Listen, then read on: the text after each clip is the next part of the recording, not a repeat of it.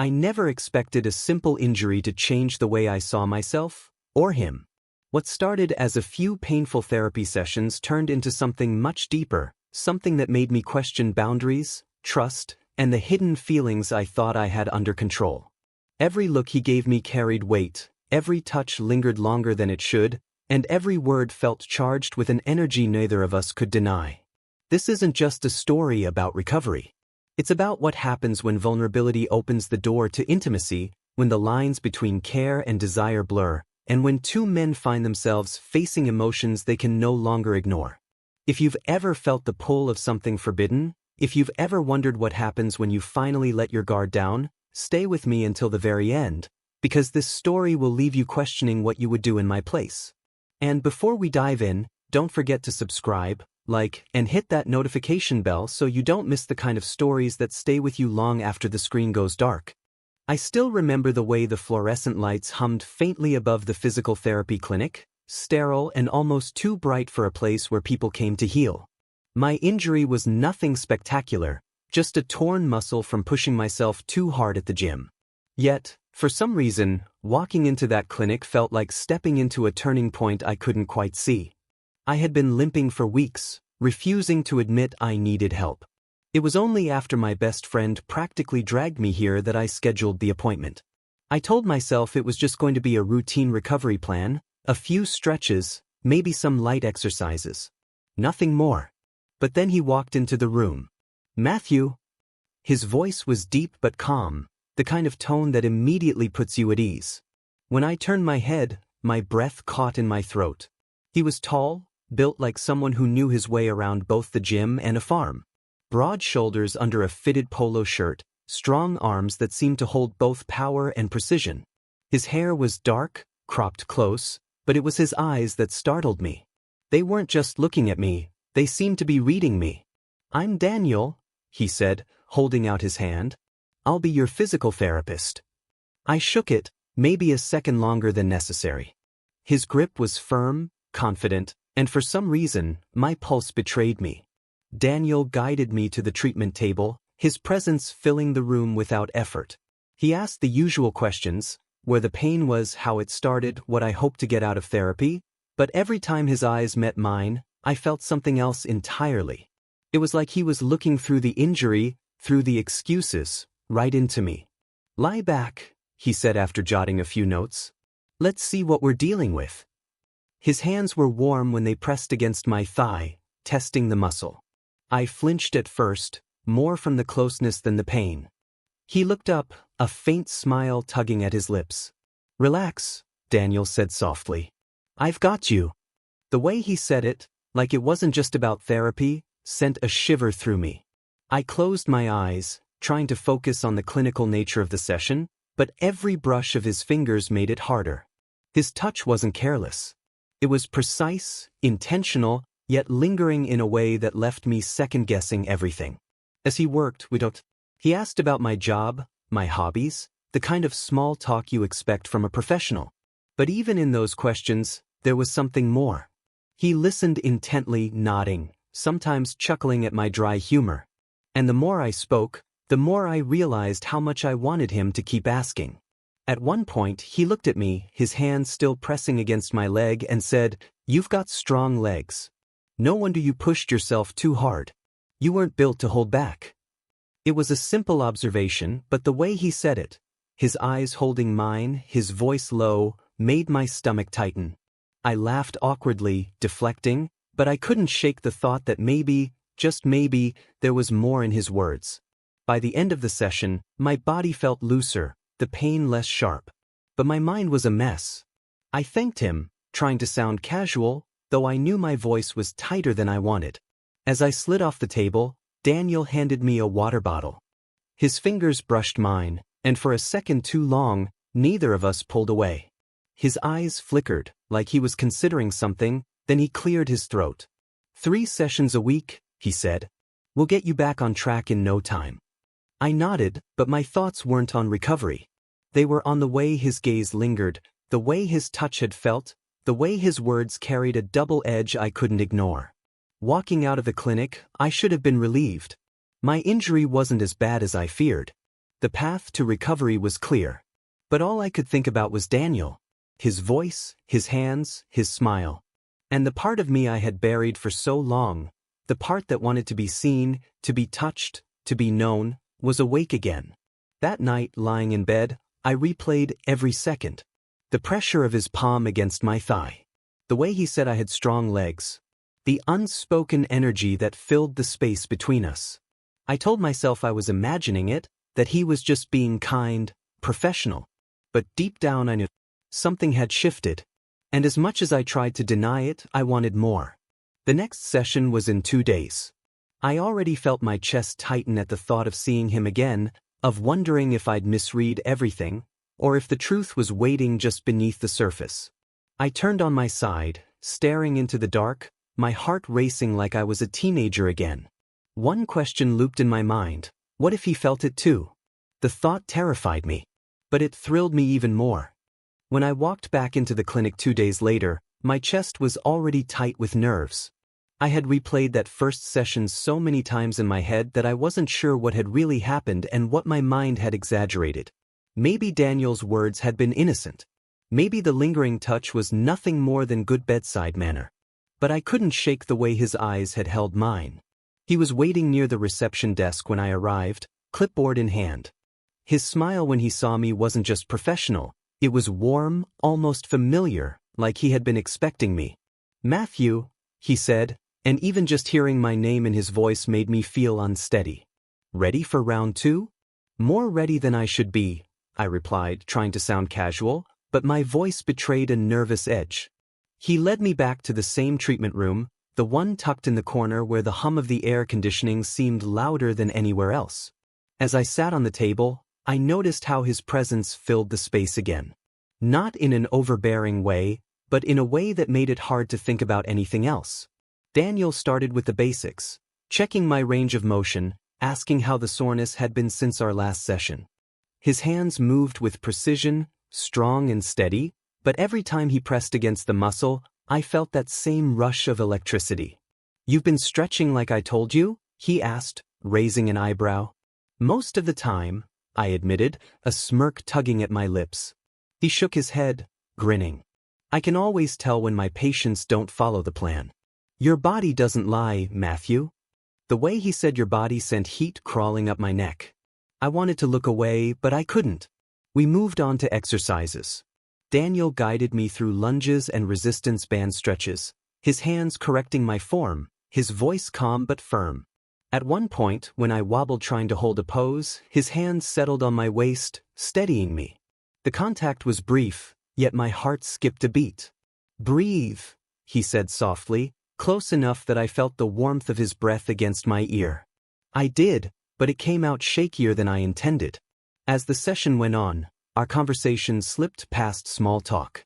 He asked about my favorite music, the places I'd traveled, even what kind of food I craved when I was stressed.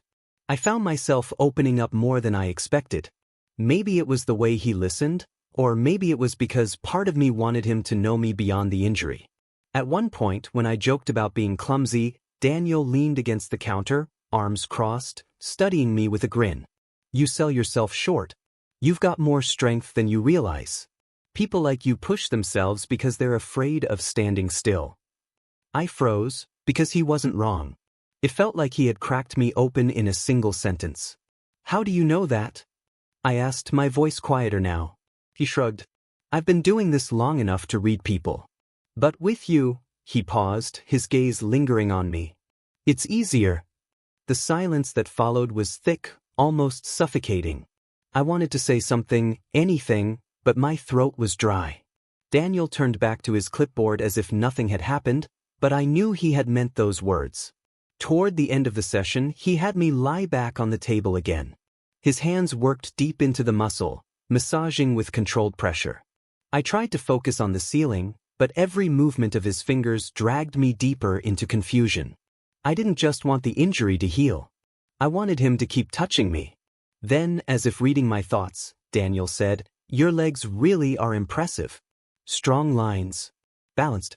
You must put in serious hours." I swallowed hard, unsure how to respond.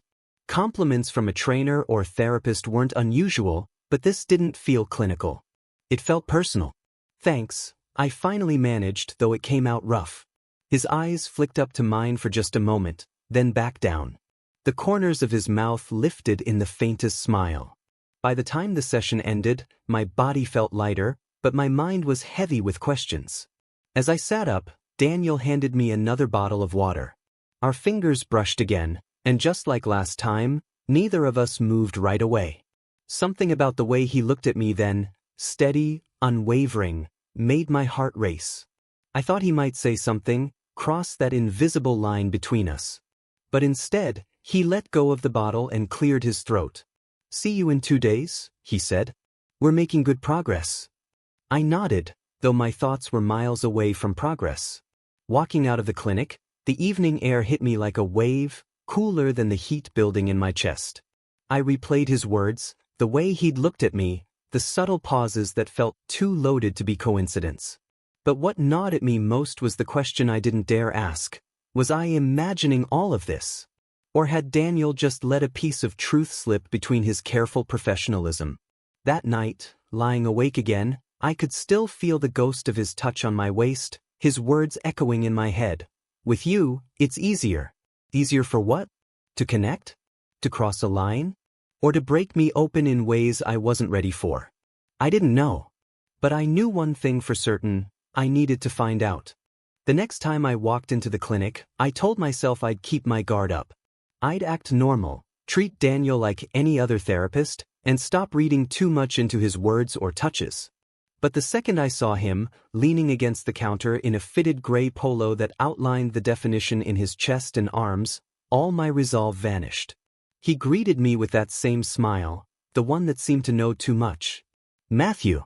Right on time." "You make it sound like that's unusual," I teased, trying to deflect how nervous I was. "Most people run late," he said, stepping closer. "But not you." His eyes lingered a little longer than they should have before he added, "I like that." The session started like the others, with stretches and mobility work. Daniel adjusted my stance, guided me into positions that pushed the tension out of my muscles but pulled something else taut inside me. Each time his hands steadied me, I felt my body betray me, heart racing, breath shallow. Halfway through, he asked me to move to the treatment table. His voice carried a quiet authority, and I obeyed without question. I lay back, staring at the ceiling, trying to focus on the hum of the air vent instead of the man standing over me. "Relax your legs," he said, placing his hands firmly on my thighs to position them. My pulse jumped, but I forced myself to keep still. "Easier said than done," I muttered. He glanced up, his eyes catching mine, and for a second the air thickened between us. "Trust me," he said in a low tone. "I'll take care of the rest." The words weren't meant to be anything more than reassurance. But the way he said them, the softness, the weight, it was impossible not to hear something else beneath them. As his hands worked through the tension in my hamstrings, I felt myself slipping. Not just into relaxation, but into a place where my body wanted more than what was appropriate. I kept my breathing even, but I knew he could feel the tightness in me that had nothing to do with the injury. "You've been carrying a lot," Daniel said, his thumbs pressing deeper. "You mean in my muscles?" "In more than that." He paused, his touch slowing. "You push yourself too hard. Always bracing, never letting go." My throat went dry. How did he see that? How could someone who'd only known me a few weeks cut straight into the truth like that? I didn't answer, and the silence was louder than anything I could have said. Daniel's eyes flicked up again, searching my face. For a moment, neither of us moved. Then he cleared his throat and went back to work, though I swore I felt his hands tremble just slightly. When the session ended, I sat up, my body looser but my mind more tangled than ever. Daniel handed me water, and this time our fingers brushed longer, almost intentionally. I met his gaze, and something unspoken sparked between us. I thought he'd pull away, but he didn't.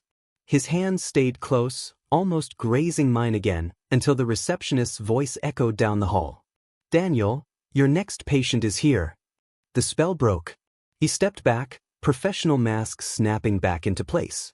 "See you Thursday, Matthew." I nodded, forcing myself to leave even though my legs felt unsteady for reasons that had nothing to do with therapy. Thursday came too quickly, and yet not fast enough. The tension had been building, stacking higher with each session, each glance, each word left unsaid. I wondered if he felt it too, or if I was losing my mind. That day, the clinic was quieter. The waiting area was empty, and Daniel led me straight back. No small talk, no clipboard this time. Just us. "Lie down," he said, and his voice carried a weight I hadn't heard before. I obeyed. He started working on my legs again, but it felt different, slower, more deliberate. His hands lingered longer on my skin, tracing lines that had nothing to do with anatomy charts. "You're progressing faster than I expected," he said, almost distracted, like his thoughts were elsewhere. "Good or bad?" I asked, my voice husky. "Depends," he murmured. "Sometimes progress makes people reckless." I lifted my head slightly to look at him. "And what about you? Are you reckless, Daniel?" His eyes met mine, and the room seemed to shrink. He didn't answer right away. Instead, his hand pressed firmly against my thigh, holding me in place as if I might move. "Sometimes," he admitted. "With the right person." My breath caught. The line between us, the one I had sworn I wouldn't cross, suddenly felt like it was dissolving. He leaned slightly closer, his hands still firm on me. The air crackled, heavy with something I couldn't name. My heart pounded so loudly I was sure he could hear it. Then, as if the universe conspired to mock me, there was a loud knock at the door. Daniel froze. "Daniel? We need you at the front desk for a minute," a voice called. His hand slipped away, and just like that, the moment shattered. He exhaled slowly, running a hand through his hair. "I'll be right back." And before I could say anything, he was gone, leaving me on the table with my body trembling, my thoughts spiraling, and a truth I could no longer deny. Whatever was happening between us wasn't just in my head. But how far would it go? And what would it cost if either of us decided to cross that line? For the next 24 hours, I replayed that moment on the table over and over again. Daniel's hand on my thigh, the heat in his eyes, the way his voice had dropped when he admitted he could be reckless with the right person. I couldn't stop wondering if that person was me. But I also couldn't ignore the fear. If I read him wrong, I'd ruin everything. The therapy, the fragile trust we'd built, maybe even his career. And yet, the ache in my chest told me that doing nothing was its own kind of ruin. When Thursday came, the clinic buzzed with unusual energy. A local sports team had booked last-minute appointments, and the hallways were crowded with athletes and trainers. I almost turned around and left, but Daniel caught sight of me the moment I walked in. "Matthew," he said, cutting through the noise. "Come with me." There was urgency in his voice, as if he needed to see me as much as I needed to see him. He guided me down the hall into a smaller room I'd never been in before, closing the door behind us. "I thought you were busy," I said, sitting awkwardly on the edge of the treatment table. "I am," he admitted, running a hand across his jaw. "But I didn't want to reschedule. Not after the other day." The way he said it left no doubt. He hadn't forgotten either. He started the session briskly, stretching my legs, pressing into the muscles, but there was a sharpness to his movements, a tightness in his shoulders. "What's wrong?" I asked finally. He hesitated. "The clinic's under review. There was a complaint about inappropriate conduct with a patient." My stomach dropped. "What? From you?" "Not me," he said quickly. "But when these things happen, everyone's behavior gets scrutinized. Every interaction. Every note in the system." Suddenly, the air between us shifted from charged to dangerous. If anyone suspected what was really happening, what almost happened, Daniel could lose everything. "You shouldn't be alone with me," I said softly. "I shouldn't want to be," he corrected, his eyes meeting mine. "But I do." The confession hit me harder than I expected. I gripped the edge of the table, my heart pounding. "Daniel?" Before I could finish, someone knocked sharply on the door. "Daniel, Coach Ramirez is waiting for you. Now." He closed his eyes, frustration etched across his face. "Give me 5 minutes," he called back. When the footsteps retreated, he turned to me. "Do you see the problem, Matthew? It's not just about me and you. It's about what happens if anyone finds out. I swallowed hard. He was right. But the thought of walking away, of pretending none of this existed, was unbearable. I don't care about the rules, I said, my voice low. I care about you. His jaw tightened. He stepped closer, close enough that I could feel the warmth radiating from him. Say that again. I care about you, I repeated, my chest trembling with the weight of the words. For a moment I thought he might kiss me. His hand hovered near my face, his eyes flickering with conflict. Then just as suddenly he pulled back. You don't know what you're asking, he said hoarsely. If we cross that line, there's no going back. I opened my mouth to argue, but the door burst open. A young athlete poked his head in, apologetic. Sorry, Daniel, they need you now. Daniel's expression shuddered, professional mask slamming into place. I'll be right there, he said, dismissing me with a glance that carried both apology and longing. The athlete left, and silence filled the room. This isn't over, Daniel said quietly, before slipping out the door. I drove home that night in a storm. Rain hammered the windshield, but it wasn't the weather that blurred my vision. It was the turmoil inside me. I wanted to respect his boundaries, respect the risk. But I couldn't ignore what I felt, or what he'd admitted. When I got home, my phone buzzed. A message from an unknown number lit the screen. Meet me tomorrow night. After hours. Back entrance of the clinic. No name, but I knew it was him. The next evening, the streets were empty as I pulled up to the darkened clinic. My heart raced as I walked to the back door, where a sliver of light leaked through the crack. Daniel was waiting, his arms crossed, his face unreadable. You came, he said, as if surprised. You asked, I replied. For a moment, we just stared at each other, the tension thrumming louder than the rain dripping from the gutters above. Finally he spoke. I don't know how to do this, he admitted. I've spent years keeping my life in separate boxes. Professional, personal. Then you walk in and everything gets messy. I didn't mean to make things messy, I whispered. Maybe messy is what I needed, he said, stepping closer. I felt the heat of his body, the danger of what this could mean, and yet I didn't back away. His hand lifted, brushing against mine, and the contact sent a shock through me. Daniel, I said, my voice trembling, if you want me to walk away, tell me now. His eyes burned into mine. I can't. The admission hung between us like lightning, bright and dangerous. He leaned in, so close I could feel his breath on my skin, and for the first time, I knew the line we'd been dancing around was about to be crossed. But just as our lips were about to meet, the sound of footsteps echoed in the hall. Someone else was in the building.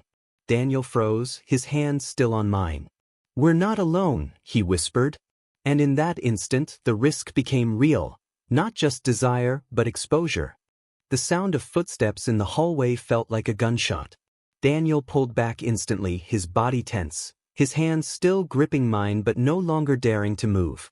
The back corridor of the clinic, usually so quiet, suddenly seemed like a minefield. We stood frozen, waiting. The footsteps grew louder, then faded into another room. A door clicked shut. Silence again. Daniel exhaled sharply, releasing my hand as though the fire between us might ignite the walls. We can't do this here, he muttered, his voice breaking. But the truth was already between us. We'd crossed the line the moment he asked me to come tonight. I looked at him, searching his face, and saw the war waging behind his eyes. The professional who wanted to protect his career and the man who wanted me. Daniel, I said, my voice steady this time, do you want me? He flinched, as though the words carried weight he wasn't ready to lift. His silence lasted only a heartbeat, but it felt eternal. Finally he whispered, yes. More than I should. Something inside me broke free. Then stop pretending you don't. For a moment, I thought he'd push me away. Instead, he stepped closer, so close that his chest brushed mine. If we do this, he said, his tone heavy with warning, it changes everything. I swallowed, the decision burning in my throat. Then let it change. And just like that he kissed me. It wasn't careful, it wasn't calculated, it was raw, desperate, and full of everything we had both been holding back. His hands cupped my face, mine gripped his shirt, and the fear of being caught melted under the heat of something stronger. When he finally pulled away, both of us breathing hard, the silence was no longer suffocating, it was charged with possibility. "Come with me," he said. "Not here. Somewhere we don't have to hide." We drove in separate cars, but the distance between us felt like nothing. He led me to his apartment, a modest place on the edge of the city. When the door closed behind us, I felt the tension drain from his body. He wasn't my therapist in this space. He was just Daniel. We sat on the couch, both unsure of what to say now that the secret was out in the open. He rubbed his palms together, avoiding my eyes. I've spent years telling myself I couldn't mix these parts of my life. My work, my feelings. But the truth is, you made me want something I thought I'd buried a long time ago. "What's that?" I asked gently. He finally looked at me, his expression unguarded. "The chance to stop living half a life." The words hit me harder than any confession could. Because deep down, I knew I'd been doing the same, hiding, holding back, convincing myself it was safer not to feel too much. "You don't have to hide anymore," I said. "Not with me." He reached for my hand, his grip firm but trembling. "You don't understand what you're signing up for. People talk. Patients notice things. If anyone thinks I crossed a line—" "I know," I interrupted. "But you said it yourself. Some risks are worth taking." For the first time, he smiled, not the professional smile I'd seen in the clinic, but something softer, warmer, meant only for me. The weeks that followed weren't easy. We had to be careful. My sessions ended sooner than expected, and officially, I was no longer his patient. That gave us space, but it didn't erase the fear of what people might think. And yet, every time we were together, I knew we'd made the right choice. He laughed more, I breathed easier, and the weight we'd both carried seemed lighter. One night, sitting on his balcony as the city lights flickered below, he turned to me and asked, "Do you ever regret it? That we let this happen?" I thought about the risks, the tension, the fear of being caught. Then I thought about his kiss, his honesty, the way he made me feel seen in a way no one else ever had. "Not for a second," I said. His hand found mine, and in the glow of the streetlights, it felt like the world outside no longer mattered. Looking back now, I realized that recovery was never just about my leg. It was about learning to trust myself again, to lean into the uncertainty, to let someone in even when it scared me. Daniel taught me that healing isn't only physical. Sometimes, it's about breaking the walls we build around our hearts. If there's one thing I took from this journey, it's that love often shows up where we least expect it, in the cracks, in the risks, in the places we swore we'd never look. And when it does, the bravest thing we can do is reach back and say yes. So, to anyone listening, what walls have you built around your heart? And what might happen if you had the courage to let them fall? If this story touched you, remember to subscribe, leave a like, and share it with someone who believes in the kind of love that changes everything. Because sometimes, the greatest healing isn't found in the body, it's found in the connection we never saw coming.